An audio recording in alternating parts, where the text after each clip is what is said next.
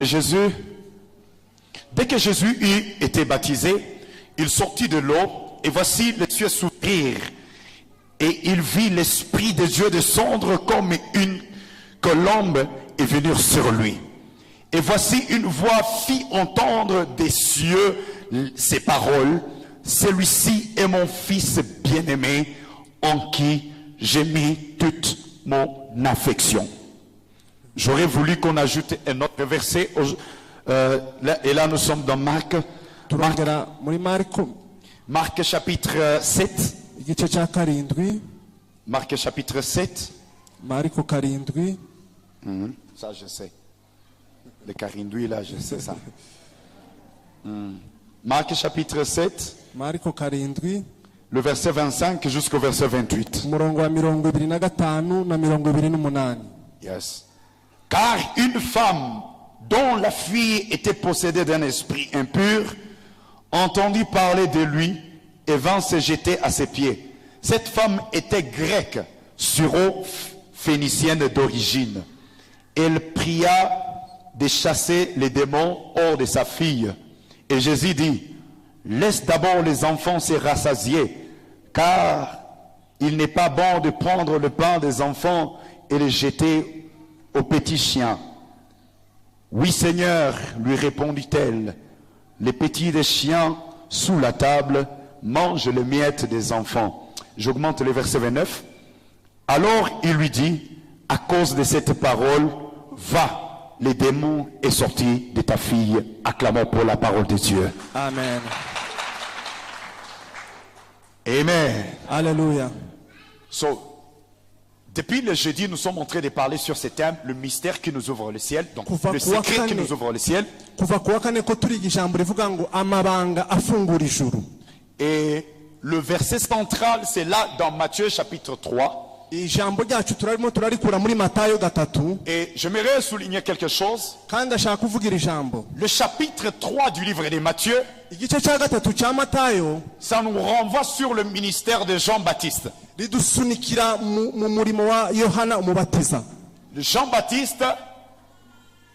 Jean-Baptiste, c'est le prophète qui a précédé la venue de Christ. Mais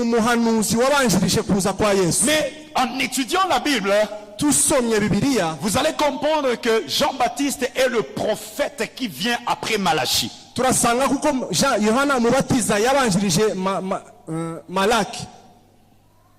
On est ensemble.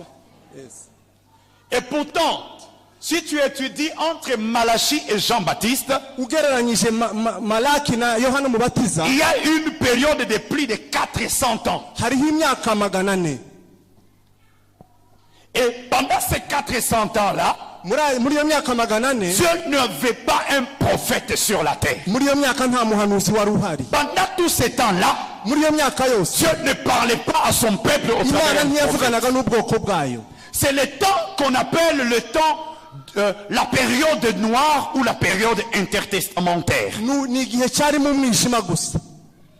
Amen. Alléluia. Ce temps-là, c'est un temps où il y avait la carence de la parole de Dieu. Le peuple de Dieu n'avait plus de conduite. Le peuple de Dieu n'avait plus d'éclaireur. Parce que Dieu s'était tu. En d'autres termes, pendant 400 ans, le ciel était en silence. Le ciel était fermé. Et c'est à ce temps-là que les gens ont commencé à créer des paroles qui n'étaient pas inspirées par Dieu. C'est à ce temps-là qu'il y avait une famille qu'on appelle la famille de Jonathan Maccabée, qui venait d'une sacerdoce sadocite et qui ont commencé à écrire le livre qu'utilisent même les catholiques. batangiye kwandika ibitabo ndetse birimo bimwe abakatolika C'est à ce bakoresha. temps-là qu'on avait écrit les livres de Maccabée 1, Maccabée 2, les livres de Siracide, les livres de Judith, les livres de sagesse aussi. Ni muri icyo gihe banditse ibi bitabo binavuye kuvuga birimo bimwe mu abatolika bakoresha. Et c'est pourquoi nous aujourd'hui on n'utilise pas ces livres-là. Niyo mpamvu twebwe tutabikoresha. Parce que ce sont des livres qui ont été écrits autant que Dieu ne parlait pas à son peuple. Ibitabo byanditswe mu gihe Imana itarimo ivuga. Et là je vous enseigne comme un théologien, vous allez m'excuser. Amen. Amen.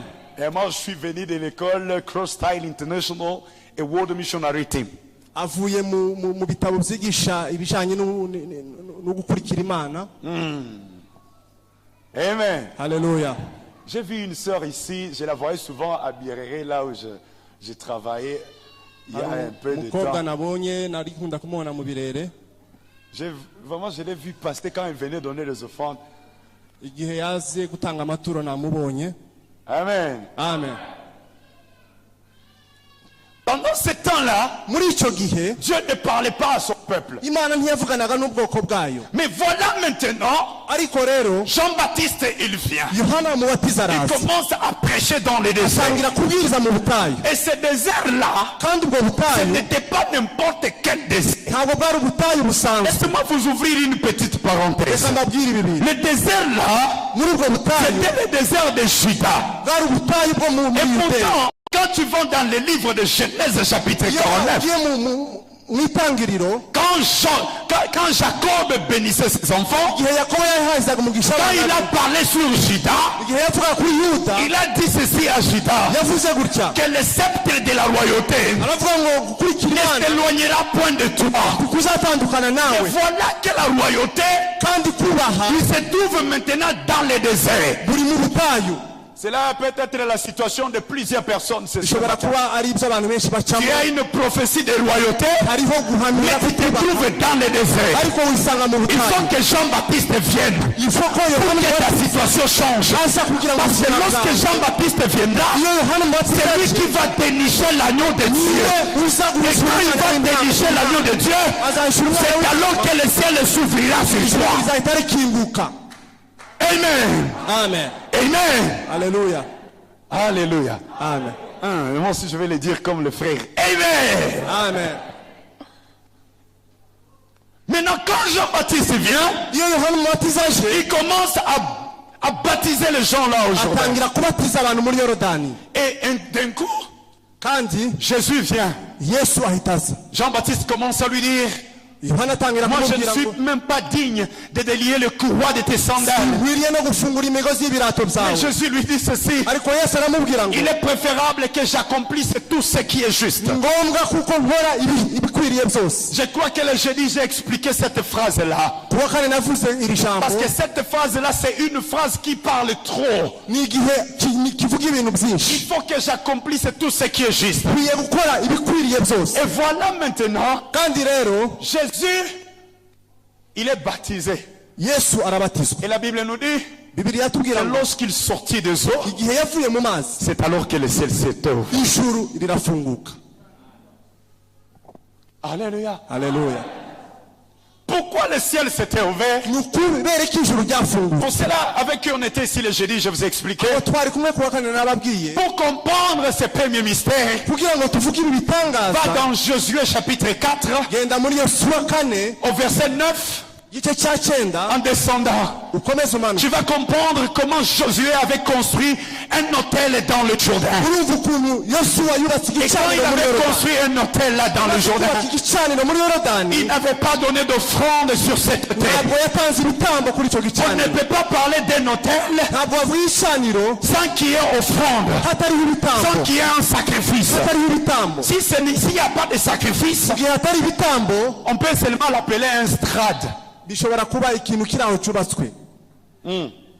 Signoville. On peut seulement l'appeler strade. Dushobora kuvuga ko ari Mais inyubako on iri aho. appelle hôtel, Ariko kiba igicaniro c'est parce qu'il y a un sacrificateur hari igitambo. et parce qu'il y a une offrande qu'on doit donner sur cet Kuko hari hôtel-là. ituro cyangwa igitambo Maintenant, kigomba si la gutangwa. Bible l'a appelé hôtel, Niba Bibiliya yavuze c'est-à-dire qu'il igicaniro fallait qu'il y ait une offrande qui sera donnée. hagomba kubaho ituro cyangwa Voilà ce jour, Ce jour-là, quand Jean-Baptiste est baptisé, yohana amaze kubatiza il a vu Jésus yabonye yesu et il a dit, aravuga ngo voici l'agneau, nguyu mwana w'intama voici l'agneau de Dieu. umwana w'intama Et w'imana je vous ai dit, mes bien-aimés, kandi nababwiye en Israël, muri israheli parmi les animaux d'offrande, mu nyamaswa il y a l'agneau, hariho umwana il w'intama y a l'agneau. hariho umwana w'intama En d'autres termes, ayandi magambo c'est comme s'il disait, ni nko kuvuga ngo voici maintenant l'offrande iki gitambo qui doit être donnée sur l'autel gutambwa qui a été construit par Josué. yubatswe na yesu Et quand l'offrande s'est donnée,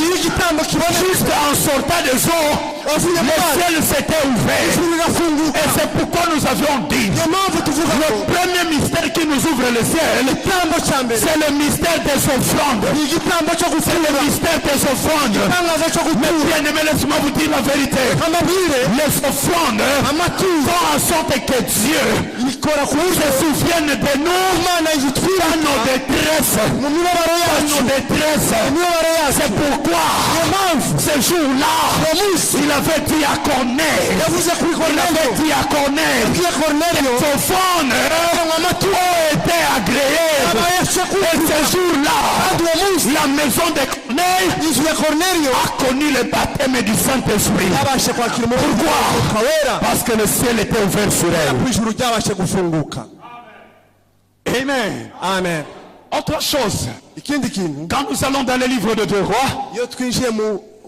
abami ba kabiri on nous montre quelqu'un qu'on appelle Élie. batwereka eliya C'est Élie là, eliya quand il est arrivé au Jourdain, igihe yageze kuri yorodani la Bible nous dit bibiri iratubwira que le ciel s'était ouvert ijuru ryarafungutse et il fut enlevé au ciel arazamurwa mu ijuru dans un tourbillon. mu muyaga Amen. amen Et pourtant, kandi quand nous lisons la Bible dans le livre de Luc, iyo dusomye muri luka en parlant de la naissance de Jean-Baptiste, bavuga ku kuvuka kwa on yohana montre que Jean, batubwira ko il yohana portera l'esprit d'Élie. azaba afite umwuka wa eliya Au premier culte, je vous ai dit ceci. niyo mpamvu nababwiye mu gitondo Jean-Baptiste, yohana umubatiza il était biologiquement le fils de Zacharie et Élisabeth. yari umwana wa zakariya na elizabeti Mais spirituellement, ariko mu buryo bw'umwuka il était le fils spirituel yari d'Élie. umwana wa eliya Maintenant, écoutez ceci. mwumve rero Lui qui était comme fils yari spirituel, umwana wa eliya mu il vient au lieu où aza ahantu son père avait ouvert le ciel yari yarafunguye et il avait connu l'ascension. kandi yazamuriwe C'est pourquoi je vous ai dit le matin, niyo mpamvu nababwiye si tu veux voir le ciel être ouvert sur toi, ushaka ko ijuru ikindi travaille sous l'onction de ton père spirituel. uzakorera mu mavuta y'umushumba wawe Le père spirituel, abashumba bacu quand tu l'honores, iyo ububashe c'est un secret ni ibanga qui permettra que le ciel soit ouvert sur toi. afungura ijuru kuri Il wowe peut être intellectuel ashobora kuba ou il umunyabwenge peut être illettré. cyangwa atarize Mais la grâce de Dieu sur lui ariko amavuta muri wo t'oblige de l'honorer. adusaba La kumwubaha grâce de Dieu amavuta bari sur le révérend Paul kuri pasiteri paul nous oblige tous de l'honorer dusaba kumwubaha pour que Dieu se souvienne de nous. imana ibashe kutwibuka Il y a quelqu'un qui me comprend? ese hari abanyumva Si tu veux voir la main de Dieu dans ta ushaka vie, kubona ukuboko kw'imana honore ton Père spirituel. ubaha umushumba wawe mu mwuka Un chrétien umukristo qui n'honore pas son Père spirituel tubaha umubyeyi we mu ne mwuka bénéficiera pas des grâces qui sont derrière son Père. ntazakira ugusigwa cyangwa ubuntu buri ku mushumba we Tu peux voir ushobora kubona que tes activités prospèrent. imirimo imwe itera imbere Peut-être ce n'est pas parce que tu pries beaucoup, wenda ntabwo ari uko ukora cyane mais ça usenga cyane, prospère ariko bitera imbere parce qu'il y a une alliance de prospérité que ton Père a kubera ko conclue avec hariho Dieu. isezerano umushumba we yagiranye n'imana Alléluia. amen Je crois que les gens avec qui on était au premier culte, ils ont compris ces choses. abo twari kumwe mu gitondo babyumvise neza Amen. amen J'aimerais vous parler de quelque chose. ndashaka kubabwira ibintu bimwe Quelle peut être maintenant l'importance d'être sous l'onction d'un Père spirituel? ese ni iyihe nyungu ikwiye kuba mu gusigwa k'umushumba Quelle wawe peut être l'importance? ni iyihe nyungu Amen. amen La première des choses, ikintu cya mbere un Père spirituel umubyeyi mu mwuka est une source de dignité et d'honneur pour ses fils. ni isoko y'icyubahiro ndetse no kubaha ku bana biwe. Un père spirituel Umubyeyi mu mwuka est une source d'honneur et de dignité pour ses fils. ni isoko yo kubahwa. Un père spirituel, deuxième chose, Ikintu cya kabiri est une source de bénédiction aussi pour ses fils. ni isoko y'umugisha ku bana biwe. Comme je vous ai dit dans Genèse chapitre 49, kuko twabivuze mu itangiriro, Jacob appelle ses fils Yakobo ahamagara abana be et il leur dit, arababwira ngo venez, muze que je vous bénisse ndabaheza umugisha et que je vous annonce des choses qui viendront. ndababwira ibizaba mbere. Il a commencé à leur bénir. Atangira kubaheza Il umugisha, a béni Ruben, abaha umugisha, il a béni Lévi, aheza il a Levite béni umugisha, Siméon, aheza Simoni umugisha, il a béni Judas aheza Yuda umugisha jusqu'au dernier. kugeza ku wa nyuma. Parce que c'est dans les pères, Kuko ni mu mubyeyi, parce que dans les pères, mu mubyeyi il se cache la bénédiction du fils. harimo umugisha w'umwana. Amen. Haleluya. C'est pourquoi j'aimerais vous dire ceci, église. Ndashaka kubabwira ngo Il y a des choses, hariho ibintu ça peut être dur dans ta vie. bishobora kuba bikomeye mu buzima Prends bwawe. seulement une offrande et va auprès de ton père spirituel. Fata ituro genda uheze umushumba. Et dis-lui, papa. Amen. Haleluya. Ils sont allés à Gilgal. Bagera i Gilugali, Ils sont allés à Bethel. bagera i Beteli, Ils sont allés à Jéricho. bagera i Yeriko, Maintenant, quand ils sont arrivés au Jourdain, bageze kuri Yorodani c'est là maintenant niho qu'il a reçu le manteau. yakiriye umwigisha. Il faut d'abord que tu commences la vie spirituelle avec lui. Ugomba gutangira nawe umuhamagaro, Que tu acceptes son Dieu. ukemera Imana Que ye, tu sois né de nouveau. ukavuka ubwa kabiri, Que tu acceptes les enseignements de base dans la maison de ukemera Dieu. inyigisho ziwe, Que tu soutiennes ton pasteur dans les temps durs. ukamufasha mu bihe bigoye. C'est alors que lorsque Dieu va l'élever, Igihe Imana izamuzamura il y aura quelque chose. hari ikintu kizakoreka. C'est pourquoi j'ai dit, Niyo mpamvu pour qu'un fils kugira ngo umwana puisse bénéficier de la grâce de son abashe père, kwakira, il faut qu'il ait un parcours avec son père. agomba kuba yaragendanye La nawe. deuxième des choses, Icya kabiri, pour bénéficier de la grâce de ton kugira ngo pasteur, yakire amavuta ari ku mushumba wawe, que ta vision sur lui soit constante. vision, Ta manière de le voir ne puisse uburyo pas ubona changer. ibintu, Que ta manière de voir ton pasteur ne puisse pas changer. uburyo ubona umushumba wawe ntikugahinduke. Je vais rentrer toujours chez Élisée. Ndagaruka kuri Elisa. Elisa Il dit à Élie, abwira Eliya, donne-moi le double de ton onction. heza umugabane wawe inshuro zibiri. Et puis Élie, Eliya aramubwira, il lui dit ceci, aramubwira gutya, je me demande quelque chose de Dieu. usabye ikintu kigoye, Maintenant, comme tu viens de me demander quelque chose de Dieu, ariko ko usabye ikintu kigoye, let me ask you also something which reka is very naje strong. gusaba ikintu kigoye. Il lui dit ceci, Aramubwira, si tu me vois seulement, numbona gusa comment je serai en train de uzaba monter? ntangiye kuzamuka, Ce que tu demandes, icyo usaba tu l'auras. uzagihabwa. C'est-à-dire quoi? Ni ukuvuga ngo Fixe-moi très bien les yeux. undebe neza, Ne cligne pas tes yeux ntufunge amaso, pendant que je serai en train de uzaba monter. urimo kuzamuka. Chose grave. Ikintu gikomeye, Là où ils étaient, aho bari bari c'était dans un lieu désertique. hari ahantu ho mu butayu. Hey, Amen. c'était dans un lieu désertique. Hari mu butayu, Mais Élie lui demande, ariko Eliya aramubwira, fungula macho yako bien. fungura amaso yawe Regarde-moi. undebe neza. Et pourtant, Kandi Élie Eliya devait monter par un tourbillon. agombaga kuzamuka mu muyaga mwinshi. Quand un tourbillon vient Igihe umuyaga uje dans le désert, mu butayu ça amène la poussière. usa umucanga Et mwinshi, pourtant, quand il y a tourbillon kandi iyo hari umuyaga et il y a la poussière, kandi hari on a umucafu tendance à fermer les yeux. bisaba gufunga amaso. Mais il lui dit, Ariko toi aramubwira, regarde-moi. undebe neza. C'est-à-dire, Yavuga ngo malgré la poussière, nubwo hari ivu, continue toujours à me regarder. undebe.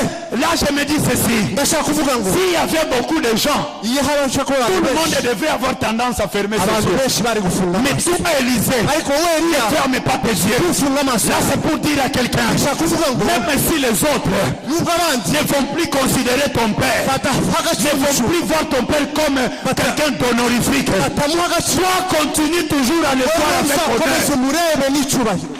Malgré la poussière, Nubwo hari ivu, malgré les situations dures, nubwo hari umusenyi, toi continue à ouvrir tes wowe yeux guma ufungura et amaso, regarde-les umurebe comment il sera en train de ubwo monter. azaba arimo kuzamuka. Troisième chose Icya gatatu, qui fera que tu puisses bénéficier de l'onction. uzatuma wakira amavuta, Supporte voir ton père monter. uzamushigikire mu gihe azaba arimo kuzamuka. Alléluia. haleluya Il a voyagé. yarazindutse Rends gloire au Seigneur. himbaza imana Il a acheté des maisons. yaguze inzu Rends gloire au Seigneur. himbaza imana Et comme tu es en train de supporter son élévation, iyo urimo kuwushyigikira c'est alors que Dieu aussi t'élèvera. imana nawe izakuzamura Malheureusement, il y a beaucoup de fils spirituels. hari abana bo mu myuka Abo unazaka sikia maraba ituru papa, ye na maveste, ye papa na magari. bakavuga pasiteri niwe ufite Bien-aimé, imodoka quand ton pasteur est élevé, iyo umubyeyi wawe mu mwuka c'est un azamuwe signe que Dieu a visité ni l'église. ikimenyetso ko imana yasuye Il itorero faut bénir le Seigneur pour ça. ugomba guhimbaza imana Amen. haleluya La quatrième chose. icya kane Waouh.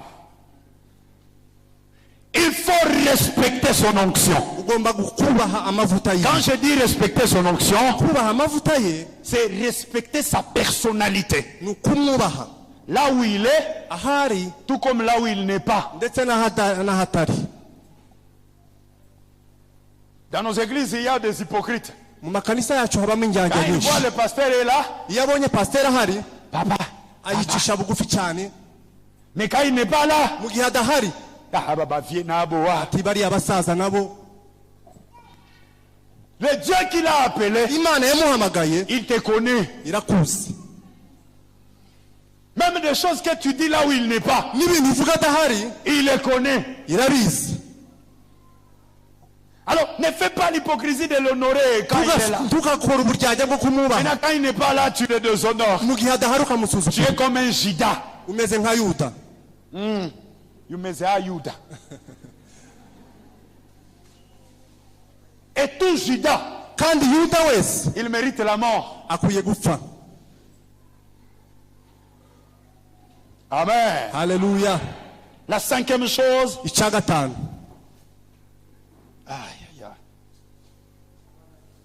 Acceptez de risquer votre vision uzemere kuba wazira uburyo ubona ibintu pour soutenir sa vie. kugira gusa ngo ubashe gushyigikira umubyeyi wawe mu mwuka Des fois, tu peux avoir une vision. ushobora kugira viziyo cyangwa se uburyo ubona Tu dis, il ibintu faut que je construise. ukavuga ngo nshaka kubaka Mais ton père spirituel, ariko umubyeyi wawe mu mwuka il est encore locataire. aracyari umupangayi Peut-être il manque même l'argent pour payer. wenda yabuze n'amafaranga yo kwishyura ubukode Accepte de s'aimer dans sa vie.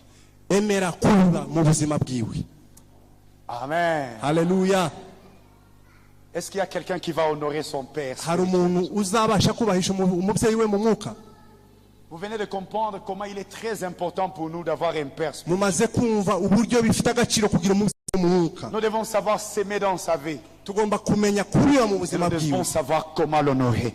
kugira ngo tubashe kubona Le uburyo bwo premier kumwubaha mystère que nous avions dit, imirimo mike dufite nous avions dit le mystère des bimwe mu offrandes. bitangaza twavuze Et nous venons bituma de ijuru parler aussi rifunguka sur ces mystères-là de travailler sous l'onction du Père. twamaze no kuvuga ku buryo tugomba gukora ku mavuta y'umushumba wacu Waouh!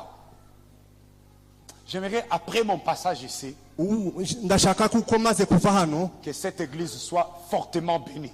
iri kanisa rizabasha guhabwa umugisha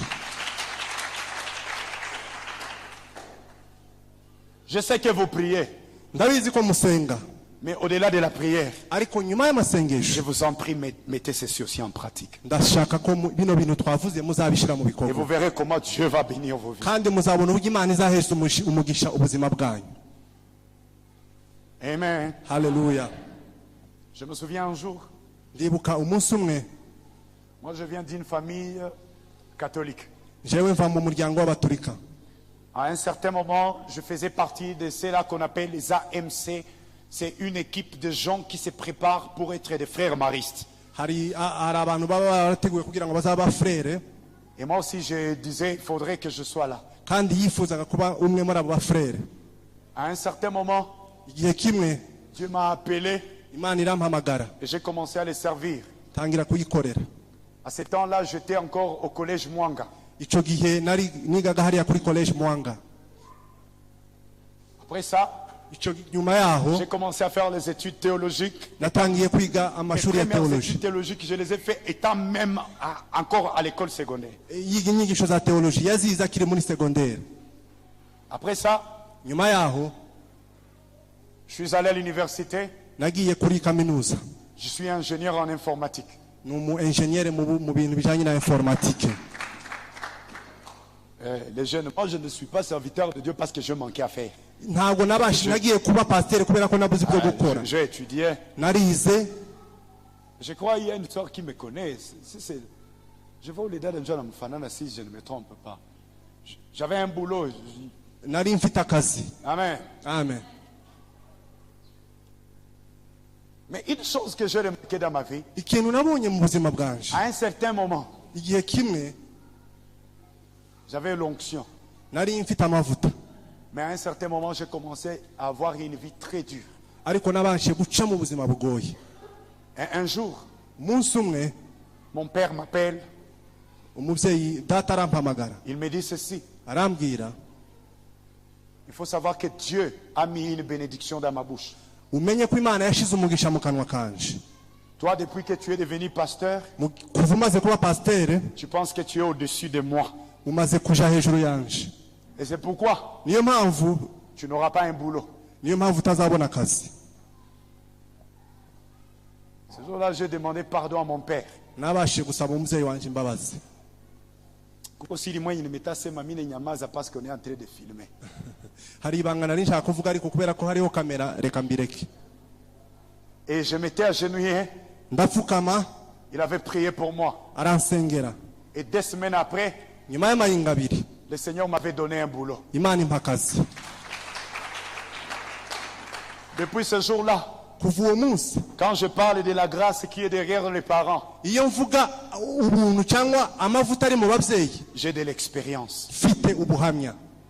J'ai de l'expérience. Mba mfite ubuhamya. C'est pourquoi je vous invite, mes bien-aimés. Niyo mpamvu mbasaba, mettons en pratique ce que je vous enseigne. dukore dushire mu bikorwa ibyo tumaze kwiga. Troisième mystère ce matin. Itangaza cya gatatu. Je vais en parler pendant quelques minutes. Ngiye kubivuga mu minota mike. Là où nous avions lu dans le livre de Marc, aho twasomye muri Mariko, on nous dit batubwiye que Jésus,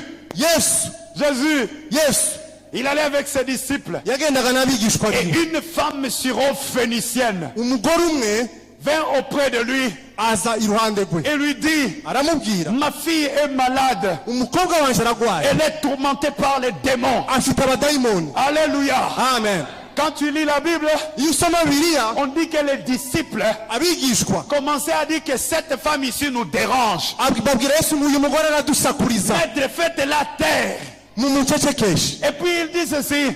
Arababwira, La Bible dit ceci. Bibiliya iravuga ngo Que cette femme-là, uwo mugore elle continua à crier vers Jésus. akomeza kwamiriza asanga Yesu. Et Jésus Yesu s'est tourné vers cette femme. areba uwo mugore Et lui a dit ceci. aramubwira, Moi, je ne suis pas venu pour vous. ntabwo naje ku bwawe, Moi, je suis venu naje pour les brebis perdues de la maison d'Israël. intama zatakaye zo mu nzu ya Isirayeli.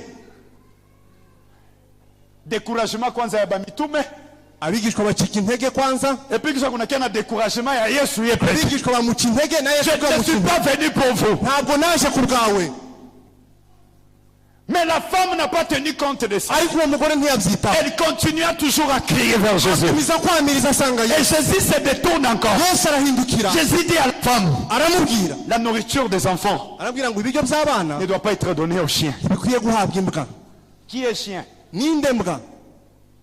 Ingekuwa ni Mkristo wa leo kama pale anatukana Yesu. Yasha kuba umukristo wa none aba yaratangiye gutuka Yesu. Donc toi tu veux me montrer que moi je suis devenu chien. Urashaka kunyereka ko ndi imbwa? Na njo banasemaka bimungu kweli. Niyo mpamvu baguma kuvuga imana yabo. Amen. Haleluya. Amen. Amen. Mais cette femme-là, ariko uwo mugore, même si Jésus a dit ça, nubwo Yesu yavuze elle a dit à Jésus, yabwiye Yesu, même les enfants d'un chien arabwira ngo n'abana b'imbwa mangent bajya le miette qui ibivungukira tombe de la table, biva ku meza, qui tombe de la table du maître. ku meza Et Jésus s'est détourné. Yesu arahindukira Et il a dit, aravuga ngo il n'y a pas nta muntu une grande foi comme celle-ci en Israël.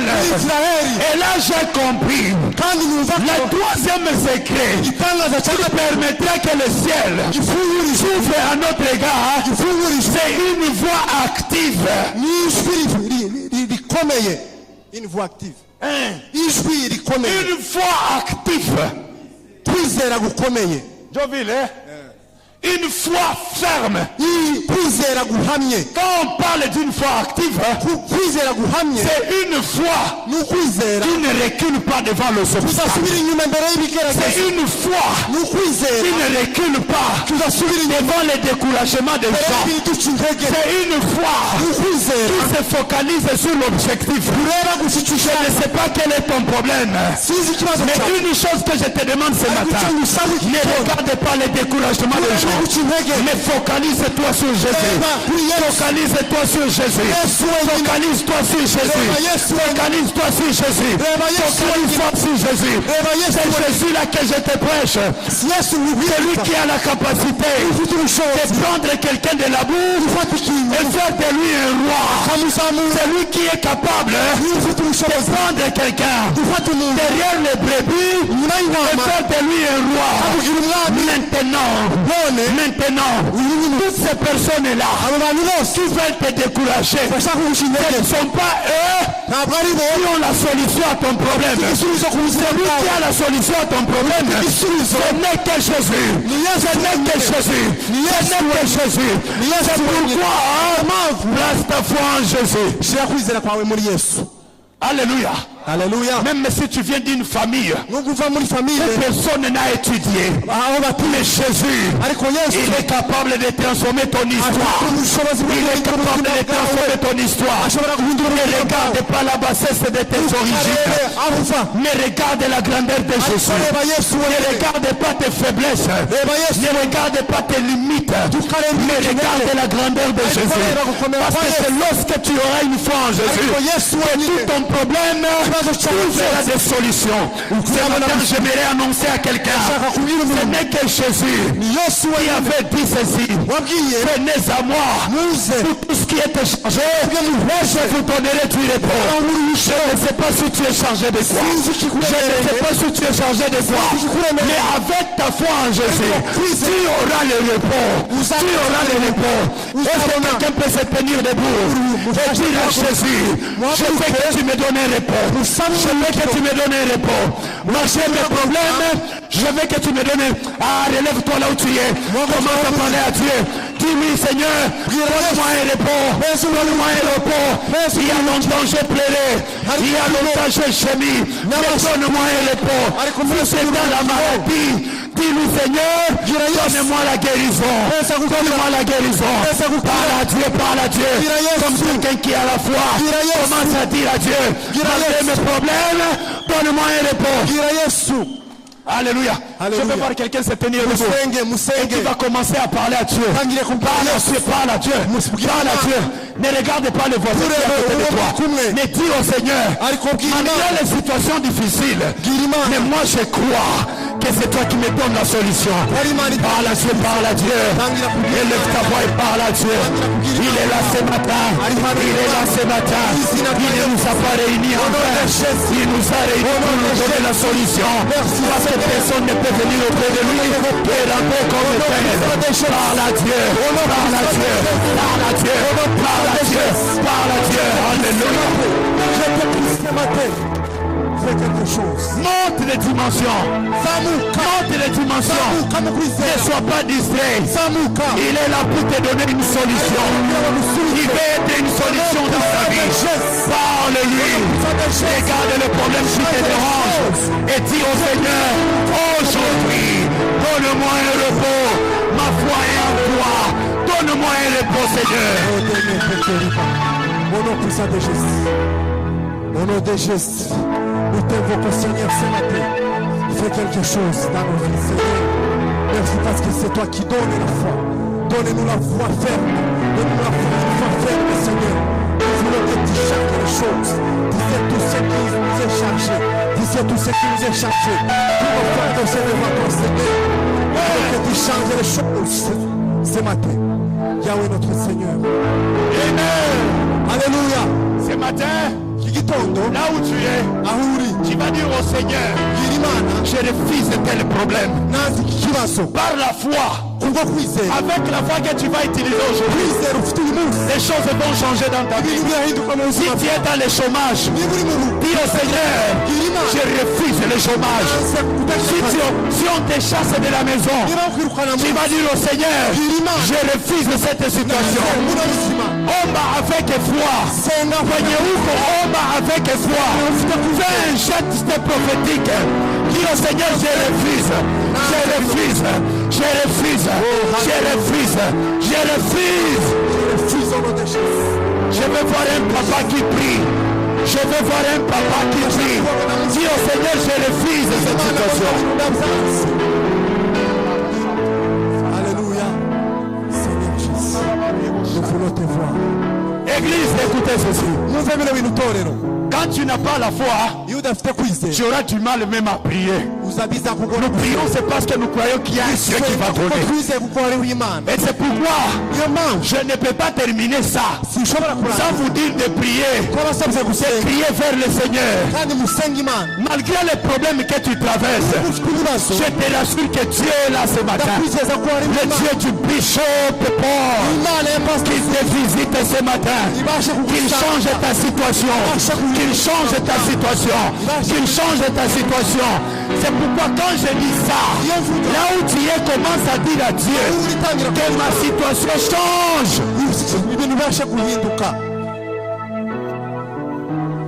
Dis au Seigneur de changer ta situation. Toi qui es malade, dis au Seigneur, guéris-moi ce matin. Toi qui as des problèmes financiers, dis au Seigneur, donne-moi encore des opportunités financières ce matin. Parle à Dieu. Parle à Dieu. Alléluia. Ne soyez pas distraits. Ne soyez pas distraits. La grâce de Dieu est là ce matin. Et il va te faire du bien si tu crois seulement. Crois seulement et tu verras la main de Dieu. Crois seulement et tu verras la main de Dieu. Crois seulement et tu verras la main de Dieu. Monte des dimensions. Monte des dimensions. Parle à Dieu. Parle à Dieu. Dis-lui, Seigneur, trop c'est trop. Trop c'est trop. Il faut que ma situation change. Situation yangu ibadilike. Situation yangu ibadilike. Hakuna tena uchawi. Hakuna tena mikosi ambayo itaendelea kusumbua maisha yako, kwa sababu tangu leo Yesu anabadili maisha yako. In the name of Jesus. Monte motivation. Monte. Monte. Que ta situation change. Que ta situation change. Que ta situation change. Que ta situation change. In the name of Jesus. Que les malades soient guéris. Que les malades soient guéris. Que les aveugles voient. Que les paralytiques marchent. Que tous nos problèmes trouvent les solutions. Dans le nom de Jésus. Dans le nom de Jésus. Ya.